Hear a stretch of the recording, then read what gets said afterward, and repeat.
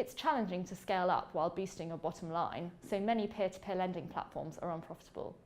We ask our industry experts whether peer-to-peer lending is commercially viable.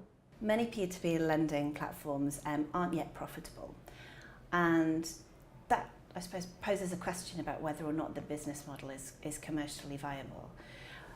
But having said that, I think most P2P lenders expected that when they were formulating their business plans.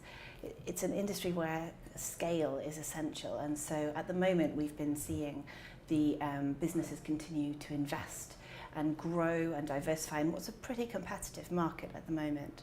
I think as we see a little bit more consolidation, we see some of the P2P lenders perhaps stop lending, diversify their business model, we'll start to see a new kind of generation 2 of P2P lending, and something that could be more profitable than we've currently seen to date. It may take a little bit more investment to get there, depending on exactly what the P2P platform has up its sleeve, but I think that we should see some changes over the next year to 18 months.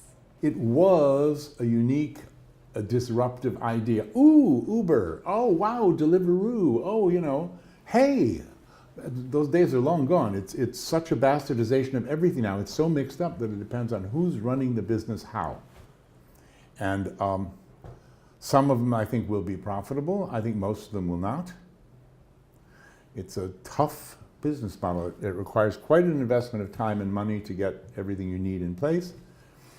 And then I think the real problem is the marketing. It's finding the depositors and finding the borrowers. That's expensive. And of course the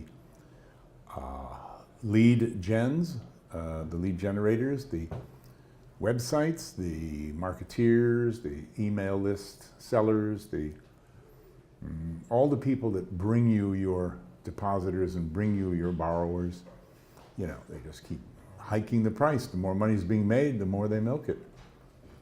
They did that when payday loans first started. I can remember seeing the figures that you actually had to, as a payday lender, you had to roll over your loan more than 2 times before you were in profit.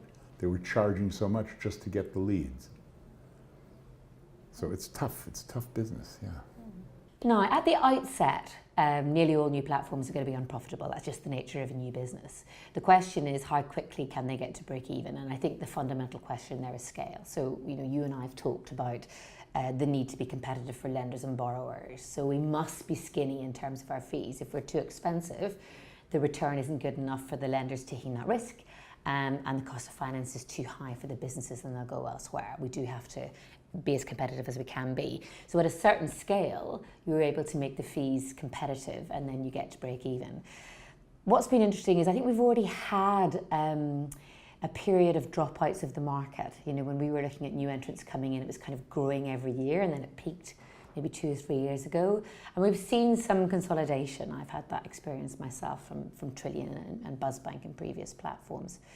And I think also the interesting thing to watch out for are partnerships between maybe incumbents in the space who have that scale and the new platforms, the innovators who can just move much more quickly and who have tech in their DNA, who don't have a lot of the overhead in place. So with those kind of partnerships where you marry together the incumbents with the innovators, the scales with the nimbleness, you get to profitability a lot more quickly. So Downing's a classic example of that.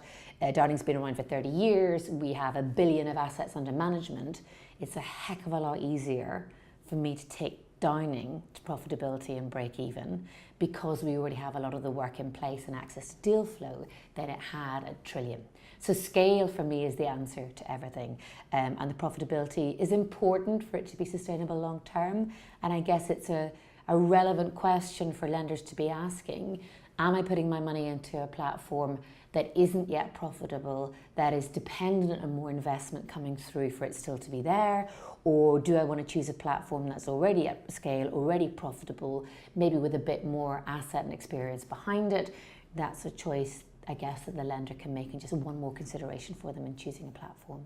So looking at the profitability of P2P platforms, I mean, we are still very early stage. If you think about any platform that is heavily reliant on tech and large scale, it does take time for them to get to the point where the low margins combined with the scale get them to profitability.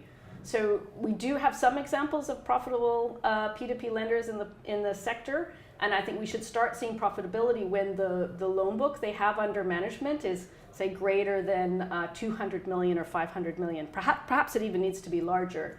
The key to understand as with these kind of fintechs is scale. It's all about the scale, and they need to be very, very large because the margins are actually very, very thin and small.